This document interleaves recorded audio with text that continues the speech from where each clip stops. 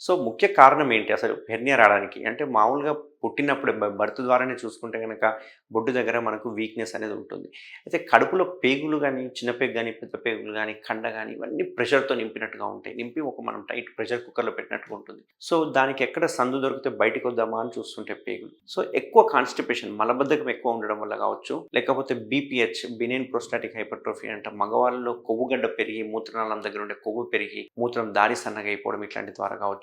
విపరీతమైన కాఫ్, దగ్గు ఒకవేళ టీబీ కావచ్చు, లేకుంటే బ్రాంకియల్ ఆస్తమా కావచ్చు, లేకుంటే సిఓపిడి క్రానిక్ స్మోకర్స్ కావచ్చు, ఇట్లాంటి వాళ్ళు రావడం గానీ, అండ్ నాలుగో ముఖ్య కారణం ఎక్కువ బరువులు లిఫ్ట్ చేసేవాళ్ళు. బరువు పని చేసే వాళ్ళకి బరువు లేపినప్పుడల్లా మనకు కడుపులో ప్రెషర్ పెరిగిపోయి, ఆ ప్రెషర్ వలన బొడ్డు దగ్గర చిన్నగా గ్యాప్ వచ్చేసి అందులోకెళ్ళి పేగులు బయటికి రాడానికి ప్రయత్నం చేస్తుంటుంది. అండ్ ఐదో ముఖ్య కారణం చూసుకుంటే గనక ప్రెగ్నెన్సీ టైంలో ఇవి మనం ఎక్కువ చూస్తూ ఉంటాం. ప్రెగ్నెన్సీలో బేబీ పెరిగే కొద్దికల్లా కడుపులో పెరిగే కొద్దికల్లా ప్రెషర్ ఎక్కువైపోయి మెల్లగా పేగు అనేది బయటికి రావడం చూస్తూ ఉంటాం. అండ్ ఒబేసిటీ కూడా ఒక కారణం. ఒబేసిటీ వల్ల ఏమవుతుందంటే ఈ యాంటీర్ అబ్డోమినల్ వాల్ అంటే ఈ ముందర ఉన్న కడుపు అంతా స్ట్రెచ్ అయిపోతుంది. స్ట్రెచ్ కావడం వల్ల మజిల్స్ థిన్ అయిపోయి ఎక్కడో దగ్గర వీక్‌నెస్ అయిపోయి మజిల్ పేగులు బయటికి రావడం అనేది చూస్తూ ఉంటాం. అంటే ఇట్లా ఒక 5, 6 కారణాలు చూసుకుంటే గనక ఏ కారణం చూసుకున్నా గానీ కడుపులో ప్రెషర్ పెరిగింది అంటే హెర్నియాలు వచ్చే అవకాశాలు ఉంటాయనేది మీరు మైండ్‌లో గుర్తుపెట్టుకోవాలి.